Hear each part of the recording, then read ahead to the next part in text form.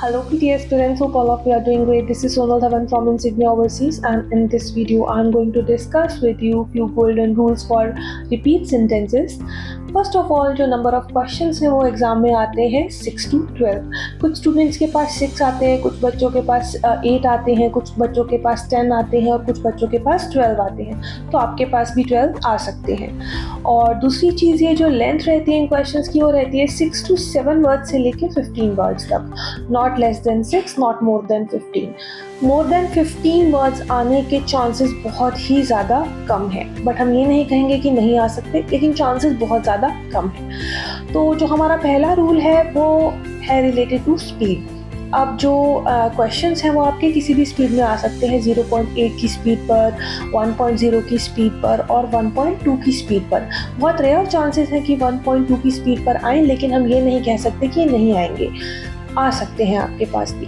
तो स्टार्टिंग में जब आप प्रैक्टिस करेंगे तो आप 0.8 की स्पीड पर ही प्रैक्टिस कीजिए for 8 to 10 days, because you have to understand the accent first.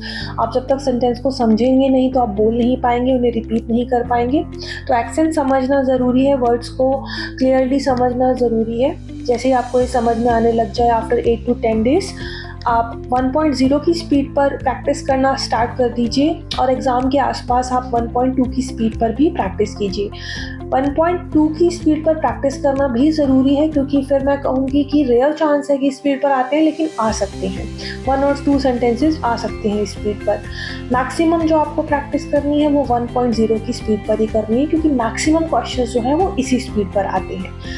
दूसरी चीज़ मैं आप लोगों को ये कहना चाहूँगी कि जैसे ही आप सेंटेंस को सुनते हैं, do not start writing the sentence. कुछ बच्चों को देखा गया है कि वो लिखना शुरू कर देते हैं. कुछ बच्चे उनके इनिशियल्स लिखना शुरू कर देते हैं हर वर्ड के. But you have to understand कि आपने नहीं लिखना है. Try to understand the sentence, try to memorize the sentence, because it is very important module first of all.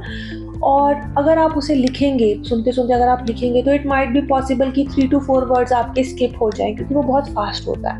तो आपको लिखना नहीं है, आपको उसको अंडरस्टैंड करना है, आपको उसको समझना है बहुत अच्छे से, और फिर आपको उसको बोलना है. नेक्स्ट चीज़ जो है इसके अंदर वो मैं आपको बताना चाहूँगी कि जो स्टार्टिंग के सेंटेंसेस होते हैं, not every time but most of the time वो लिटिल बिट ईजी होते हैं. 3 to 4 सेंटेंसेस कह लूँ या 5 सेंटेंसेस कह लूँ, हर बार नहीं लेकिन बहुत बार ही ईजी होते हैं. बट इन केस अगर वो टफ आते हैं तो आपको पैनिक नहीं होना है, आपको फंबल नहीं होना है. आपको सेंटेंस को अच्छे से समझना है और फिर आपको बोलना है. अपनी फ्लुएंसी को मेंटेन करके रखना है आपको. और आपको एक बात ध्यान रखनी है, that your sentence should make some sense, तभी आपको अच्छे मार्क्स मिल पाएंगे. ऑलवेज रिमेंबर, फ्लुएंसी मेंटेन करना बहुत ज़्यादा ज़रूरी है. नेक्स्ट चीज़ जो है वो ये है कि आपको बहुत ही फास्ट रिस्पॉन्ड नहीं करना है. अगर आपको सेंटेंस अच्छे से समझ में आ गया है तो आपको फास्ट नहीं बोलना है. जो आपका नॉर्मल पेस है आप उसी में बोलेंगे, बिकॉज अगर आपने फास्ट बोला इट माइट बी पॉसिबल आप फंबल हो जाए, आपकी फ्लुएंसी ख़राब हो जाए, आपकी प्रोनाउंसिएशन ख़राब हो जाए. It will definitely gonna cut your marks. तो नॉर्मल पेस में ही आपको बोलना है अगर आपको सेंटेंस समझ में आ भी गया है तो.